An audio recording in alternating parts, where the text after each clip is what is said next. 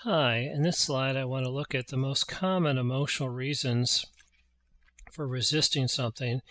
This is the real energy behind the rational cons for why we should do something. No, you shouldn't, because let me come up with something that sounds good, plausible, rational, but actually it's expressing or covering my emotions. First of all, the biggest concern of all is, it's not going to work, and I'm going to fail, or will fail, and I'll look bad, and I don't want to look bad.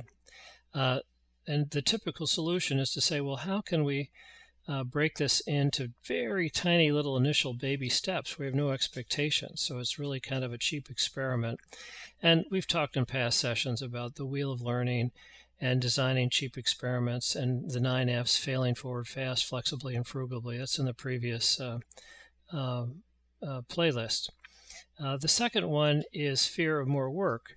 In other words, hey, I like life just the way it is. And the truth of the matter is, I'm kind of looking for a way to do less work and get paid more because I'm just a human being. That's what everybody wants to do. So not only am I worried about working more, I'm also worried about, maybe is this going to hit my pay, particularly if I've got some sort of incentive plan, because I know what I know and I like it.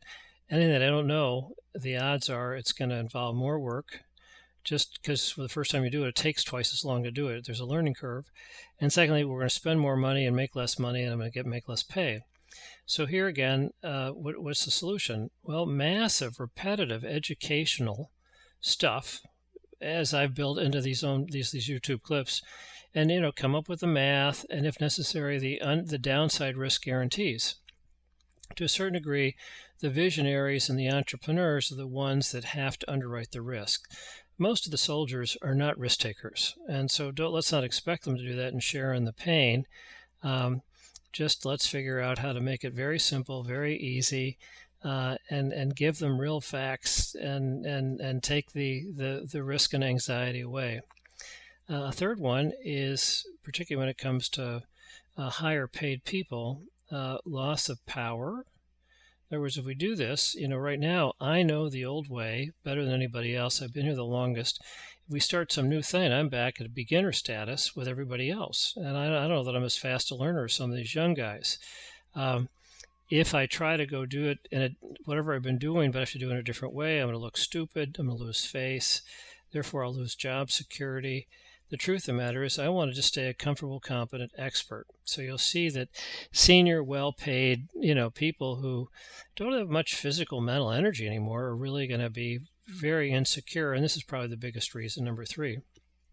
Well, here it's important to ignore the political rhetoric that these people bring up and the nitpicking that they'll bring up, and just say, look, it's okay to criticize something, but if you do, you have to offer another positive alternative for how we're going to close the innovation gap.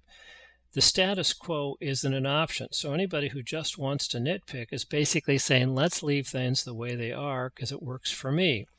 And so that's not an option. Come up with positive alternatives, or stand up in front of the bottom 90% of the payroll and say to everybody, look, I want you to all change and do different stuff, but I'm not going to. I want to just keep doing what I'm doing, get paid what I'm doing. The rest of you guys take all the risk and so forth. And they won't do that. So, it doesn't mean that people aren't going to ask and try to be entitled and whine and complain and do what they can. But to a certain degree, we can't let this get in the way of limiting all the other stakeholders for their personal comfort. A fourth thing is just, what? This means change, and changing is a chore, it's a bore, and it usually fails.